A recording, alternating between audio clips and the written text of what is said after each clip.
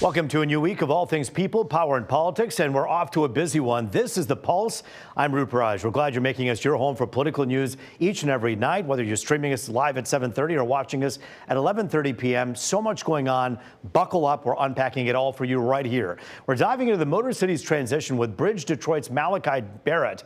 Mayor Mike Duggan will be out. Mayor-elect Mary Sheffield in, taking over. We're talking about the challenges that she faces next. And the debate over those AI data centers is front and center once again. Environmental and health concerns weighed against the economic benefits. State Representative Noah Arbit weighs in, plus AI expert Joe Tavares with what comes next in the process. And the AI issue is where we begin tonight because there has been a lot of talk about how lawmakers are going to regulate the technology. But President Trump made it clear today on social media he wants just one rule book regulating it. You see, it goes back to the debate over the so-called Big Beautiful Bill this summer, that budget bill. At first, it had a ban on regulation at the state level in it, but it got taken out because lawmakers on both sides were worried about safety. But the president pledged to sign an executive order pushing for that national standard. The White House says it's to make sure innovation isn't stifled, but safety advocates and state lawmakers, well, as you can imagine, they're concerned. There are some states that want to regulate these companies within an inch of their lives, and then when they make a misstep, fine the heck out of them. That's a game that President Trump isn't going to allow people to play. We don't necessarily have the technological means to do all these things, and it's nice to talk about regulations, but no one actually gives a solid plan of how it actually should be done.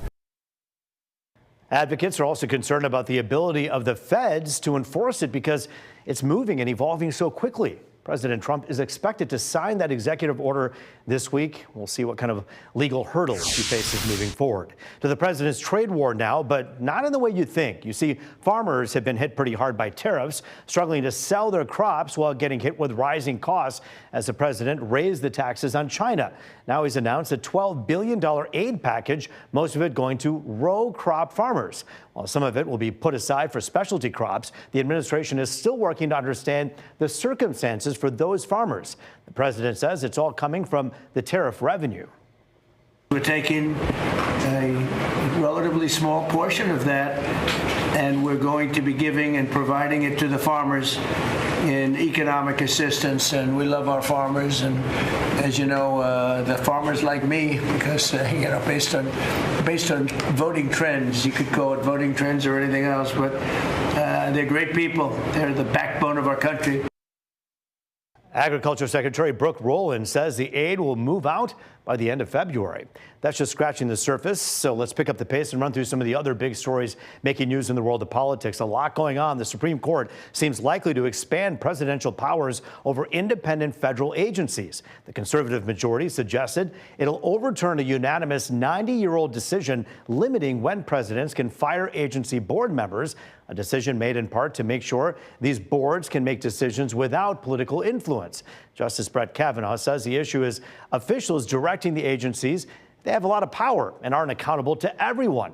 But the court's liberal wing is concerned this decision would give the president, quote, unchecked, uncontrolled power.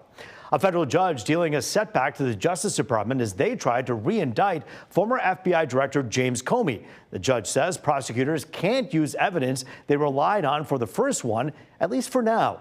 That evidence involves communication between Comey and a close friend of his. Comey was charged with lying to Congress when he denied authorizing an associate to be an anonymous source for the media's FBI coverage. Prosecutors used messages they say showed Comey approving his friend to interact with journalists for certain coverage. Another judge threw out the original case, saying the prosecutor who filed it was illegally appointed.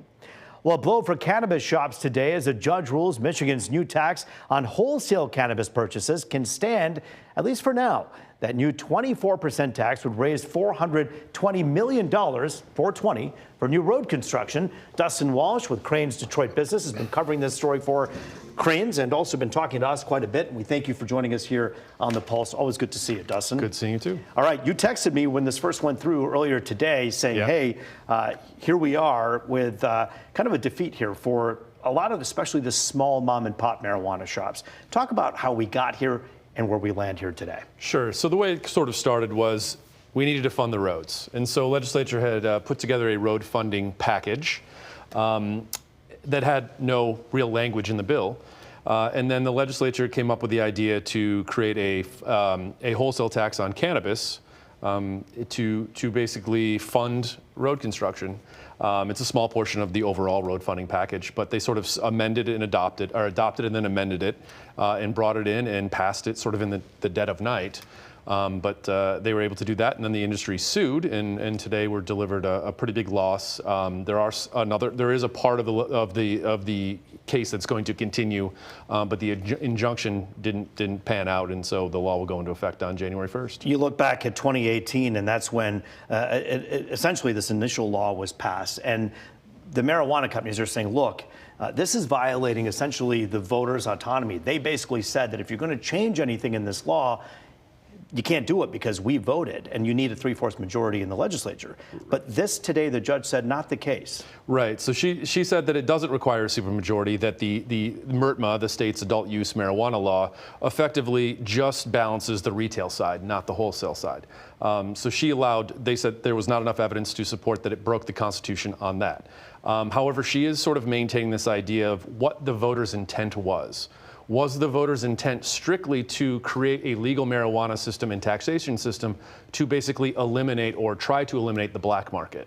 And so how we're going to have a case that plays out and the plaintiffs will be able to try to prove what the voters' intent was seems pretty difficult. The will of the voters, I don't know how you prove that, but.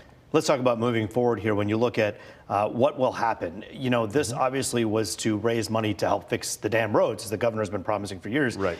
In this particular case, if it's true that you're hurting these companies so badly that it could run them out of town, put them out of business, how is that a funding mechanism to fund the roads if you're going to put them out of business in the first place? Right. It's a difficult balancing act because we have an industry where prices, when they went, we'll say early 2020, so only months into the legal industry, the average cost of an ounce of marijuana flower was over $500. Today it's down to $62, $63. I'm not sure I can find another industry that had a price collapse that fast of the product, and so margins are gone.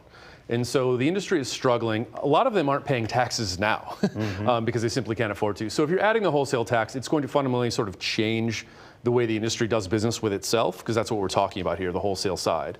Obviously, they're going to have to raise prices for consumers, but I do think what you're going to see is people that are just going to wipe their hands of it because they don't have the funds to effectively pay this tax in between.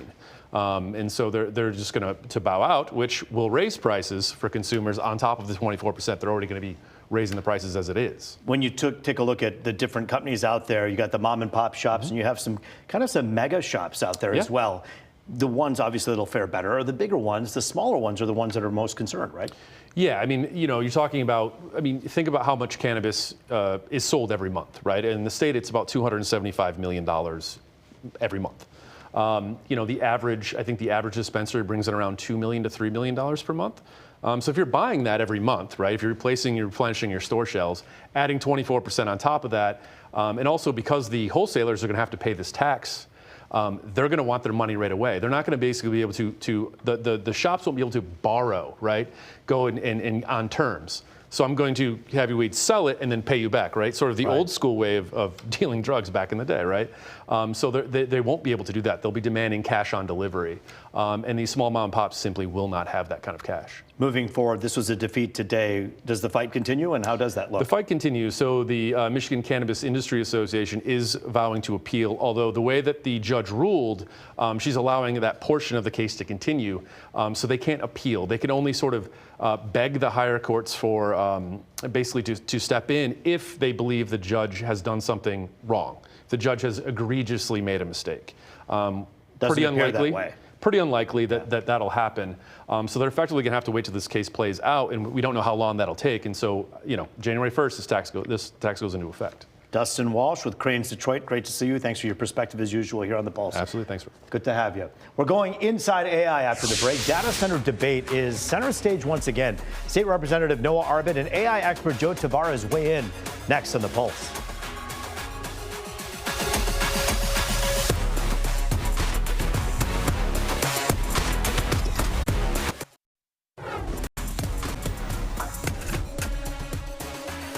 Back now on The Pulse, looking at all things people, power, and politics. Here to dive into all of those is AI data centers and what's next. Democratic State Rep Noah Arbit and AI expert Joe Tavares. Good to see you both. Thanks for joining us here. Thanks for having us. This one really does have to do with people, has to do with a lot of power, water power, electricity, and a lot of politics as well. So I'm glad you have both of you here. I want to begin at the table with our state lawmaker because today the president, just hours ago, put out a social media post essentially saying when it comes to state power of regulating AI, we want to snatch that away. This should be a federal thing. What's your initial take on that? I think it's a terrible decision, and I think it's probably likely illegal and likely to get struck down by the courts. But I think, in the absence of federal regulation, and even if there was federal regulation of AI, we know AI is a technology that has tremendous opportunity, but also tremendous pitfalls. I mean, we've seen evidence, especially with the chatbots, that people are driven to potentially suicide. I mean, there is a lot of negative externalities around AI that requires regulation. For example, one of the bills that I passed last term in the state legislature was around preventing AI-generated misinformation from being utilized around our elections and putting a criminal penalty around that. If Donald Trump gets his way, that law that I passed and that we worked so hard to get signed by the governor would be nullified. And so really, this is really, really important for people to pay attention to. I think state legislators and state lawmakers have their finger on the pulse a lot more than the president does in terms of what people are actually looking for in terms of regulating,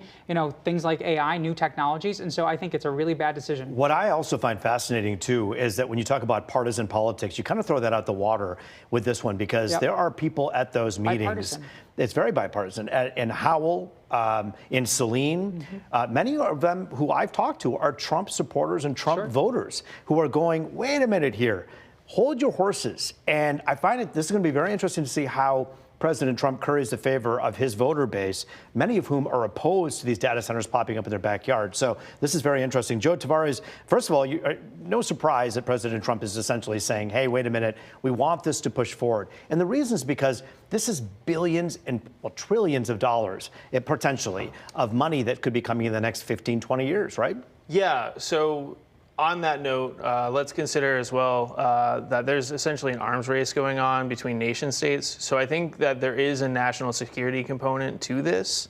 I don't know what that would be exactly. Unpack the potential of that when you say that for those who aren't familiar. You're basically saying this is a global race to grab as much AI as possible, right? Correct, yeah. Whoever's got the best model is going to win the race, so to speak. And again, there's like a national security component to that. Like our weapon systems, our satellite imagery, all of that is being heavily assisted by AI at this point. And to not have the best is putting us on a back foot. Is that why we're seeing what we're seeing right now? Let's take a look, just kind of like a 30,000-foot view of what's happening in the state of Michigan. Just today, in Howell, an undisclosed developer that is working with an unnamed Fortune 100 company pulled the rezoning request today because they were seeing that there was some pushback in Howell. When you hear things like that happen, Representative Arbit, what goes through your mind right away? Why would they pull a rezoning request in Howell? Are they going to come back and try to do it somewhere else? What are your thoughts?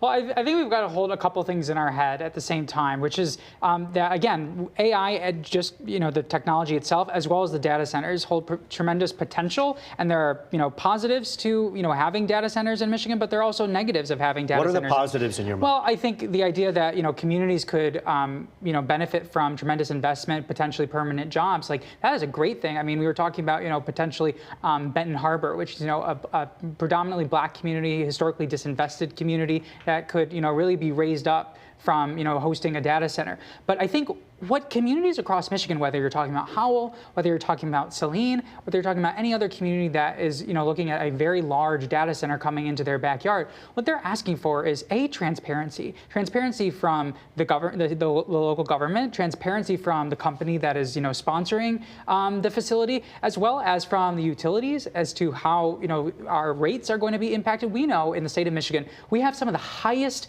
energy utility rates anywhere in the Midwest, and some of the lowest reliability rates for our energy in anywhere in the Midwest. This is a problem. DTE has made the assurance to voters out there and to ratepayers out there and people who are in their constituency, basically saying, Joe, we're going to make sure that the rates don't go up. But even if that's true, how much energy are we drawing from a grid, let's say, in Southeast Michigan here?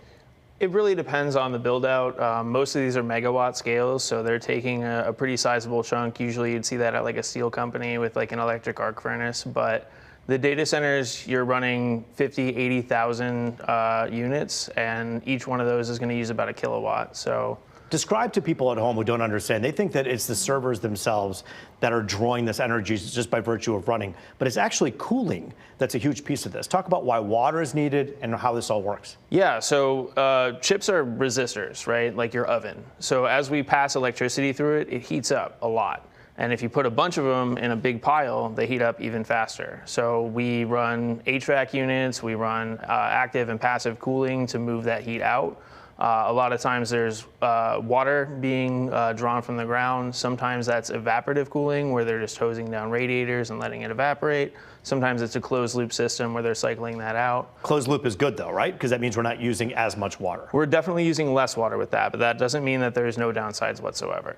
Why don't we talk for a moment about what these data centers amount to? Because we talk about AI and this kind of monolithic term, like it could be that terrible chatbot that, that did some awful things, or it could mean something that makes medical professionals be able to do their jobs better.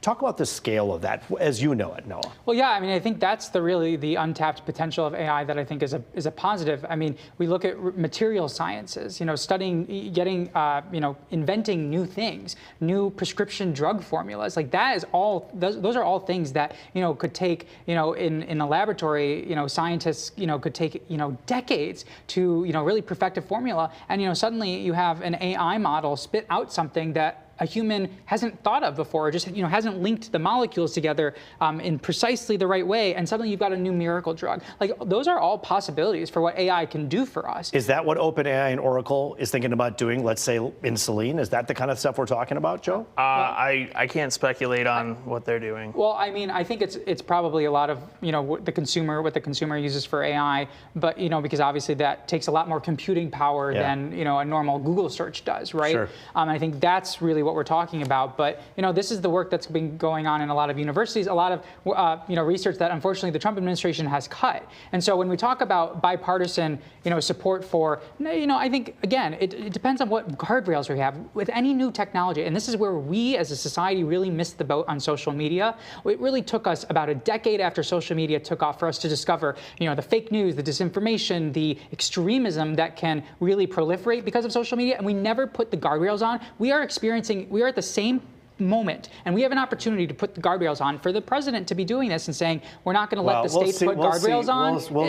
We'll see. This is state sovereignty. This is an issue that we've been dealing with for a long time with this administration and with states that have been fighting. That's why attorneys general across the country have been suing, and we'll see what happens with this one. Joe Tavares, your expertise is invaluable. Thank you so much. Representative Barber, thank you for your passion and the education here today. Well, for the first time in more than a decade, Detroit's about to have a new leader. We're diving into the Motor City's future with Bridge Detroit's Malachi Barrett. You're watching The Pulse on Fox 2.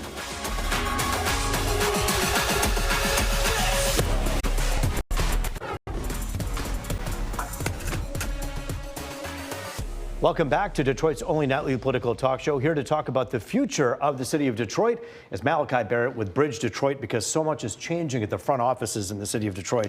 Malachi covers every step of it, so thanks for joining us here tonight. Yeah, my pleasure. Okay, let's talk about this. Mayor Duggan held kind of an exit interview today at the Detroit Economic Club. He had a lot to say. What was the thing that stood out the most to you tonight? I've heard him say this before, but when asked what was the biggest impact on Detroit, he said he's changed politics in the city. He said he's changed this us versus them mentality. He said we've changed the culture of black versus white when it comes to elections being a winning message specifically. We'll see how long that continues to be the case, and I'm interested in why exactly he did that or how exactly he did that. What was interesting to me too is he talked about some of the pieces of the kind of comeback that are left undone, right? He talked about population growth. We reversed this trend. We had about 7,000 new people move into the city. We're still down from when he first came into office by about 38,000, but that trend has been reversed. We'll see if that holds. He particularly pointed out that a lot of those folks that are coming into the city, newcomers to Detroit, are single people or couples without kids. So how do we get families to move back to Detroit is going to be really key for the future. And you talked about the riverfront as well. Well, you talk about the families moving back to the city of Detroit. I mean, this is the same institutional issue that cities like New Orleans, Chicago, Baltimore have. If you want people to live in the city, you got to have a school system that supports safe, good schools. But the city only has so much control over the school system. Talk about that. Well, it's a natural segue to Mike Duggan's campaign for governor, which he's running in 2026 as an independent, so why he's not going to be mayor of Detroit anymore. And he talks about improving the school system as one of the major things that he wants to accomplish there. His predecessor, Mary Sheffield, who will take office in January, wants to create a new education office, create a liaison to not only the public school system, but charters and the kind of vast world of schools in Detroit. It's not just the public school system anymore, to try to get a better sense of how can we partner with these boards that the city really doesn't have any authority over. But when she sat here on this very desk when she was running, I asked her the same question about education being basically a turning point, or a point at which people are going to say, hey, this is an inflection point as to whether or not I'm going to move to Detroit. And she says, well, as a mayor, I'm not in charge of the schools. However, she did talk about these things. Is this something that people kind of hopelessly optimistically come into office with, but then realize it's more of a state issue? I think it's just a foundational problem that officials recognize something needs to happen there, and it's complicated, and I think it's difficult to say to voters that I don't have any control over this at all. People don't really want to hear that. Sure. But there's limits. There's things that can be done for sure. But I think it really depends on her partnerships in Lansing and funding coming into those schools in particular. You talk about timing. Timing is everything. The timing of someone's success in any particular job is based on the circumstances around the timing of that job. It looks like Mary Sheffield is stepping into this office at a time where some people say that Detroit has seen kind of a high point, at least for now, and some real struggles are coming because of the lack of American Rescue Plan money and other challenges. Do you see it that way? Yeah, I mean, here's a really good example. The city, for the first time, took a look at how much money it's putting into home repair, which is one of the major things that needs to happen when we're talking about neighborhood investment. People need new roofs, they need new porches, they need new windows, all the way down the list. HVAC, plumbing, you can name it, right? The city put $63 million into this last year, which is the most that they've invested in home repair in a really long time. However, most of that money is federal, and most of the federal money came from the ARPA Pandemic Relief Fund, which means that after 2026, that money is not going to be available anymore.